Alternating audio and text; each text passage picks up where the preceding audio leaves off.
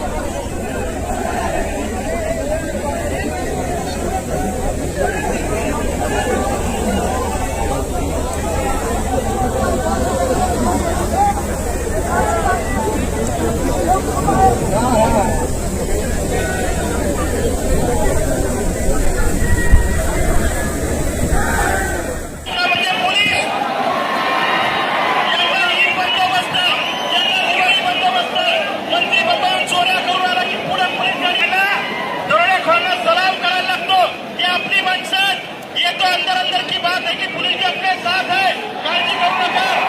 Police भावांना एक सांगतो, पोलीस अधिकाऱ्यांना, कुत्र्याला दगड मारला की कुत्रा दगडाला नसतंय, पण वाघाला दगड मारला की त्याला दगडाला त्याचा डरला फोडल्याशिवाय हात नाही, लक्षात ठेवा।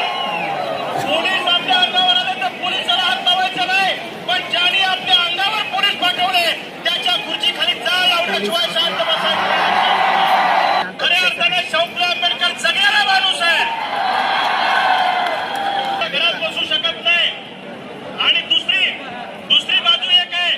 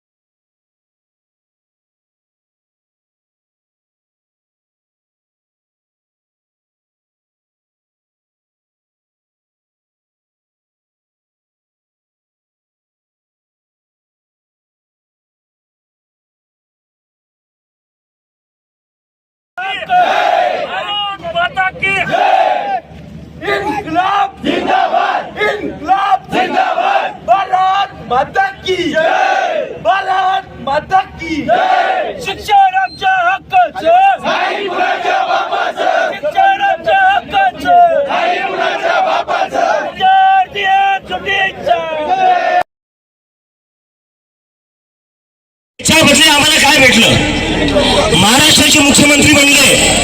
हे लोक अराजक आहे, यांना संविधान माहिती नाही, संविधान हातात घेऊन चालतोय आणि सोबतच असणारे मुख्यमंत्री साहेबांना विचारायचंय, सकाळी 5 वाजता संविधानात कुठे लिहिलं होतं की शपथ घेऊ शकता?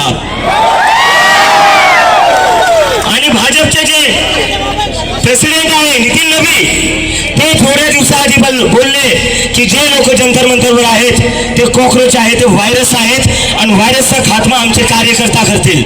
तर या देशात जेव्हा जेव्हा मुलं विद्यार्थी परीक्षेचा मुद्दा उठवतात, बेरोजगारीचा मुद्दा उठवतात, त्यांना हे सरकार व्हायरस म्हणून बघते। तर या सरकारला मला फक्त एकच सांगायचं, आम्ही व्हायरस नाही, आम्ही वॅक्सिन आहे, आम्ही वॅक्सिन आहे। व्हायरस नाही आहे, व्हायरस तुम्ही लोक आहे, ज्यांनी पूर्ण कीड लावून ठेवली या देशाच्या एज्युकेशन सिस्टमला. धर्मेंद्र प्रधान ते थोड्या दिवसाआधी बोलले, जे लोक जंतर मंतरवर बसलेले ते दहशतगर्द्यांचे, ते आतंकवाद्यांची बी टीम आहे. धर्मेंद्र प्रधानला मला म्हणायचं आहे, आमच्यामुळं पेपर फुटिंग झाली आहे, आमच्यामुळं कोणी जीव नाही दिलेला आहे, तुमच्यामुळे 20% जास्त मुलांनी जीव दिलेला आहे. तर जर आतंकवादी कोणी आहे तर धर्मेंद्र प्रधान आहे. तुमच्यामुळे लोकांचे जीव गेलेले आहेत.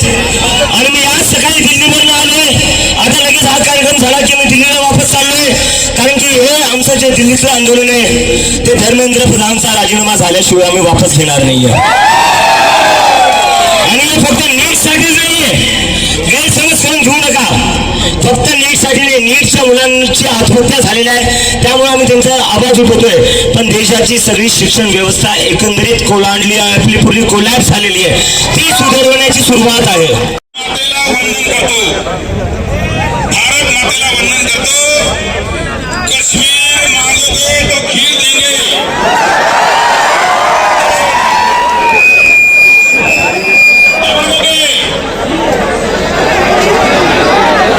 विद्यार्थ्यांच्या मागण्यासाठी आम्ही त्यांच्या मागण्याचं समर्थन करतो. आणि आमचं आता मी इथून लगेच दिल्लीला जाणार आहे. आमचं जे आंदोलन आहे ते दिल्लीत सुरूच राहणार आहे. सोनम वांगचुक यांचा उपोषणाचा 9वा दिवस आहे आज, आणि जोपर्यंत धर्मेंद्र प्रधान यांचा राजीनामा होत नाही तोपर्यंत आमचं आंदोलन सुरू राहणार.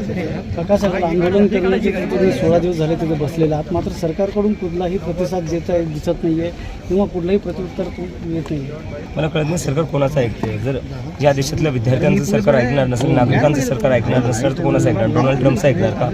डोनाल्ड ट्रम्प म्हणतं की रशियाचं तेल घेऊ नका, सरकार ऐकतं. तर विद्यार्थ्यांचं का नाही ऐकत आहे? मतं तर आमच्याकडूनच घेतली होती ना.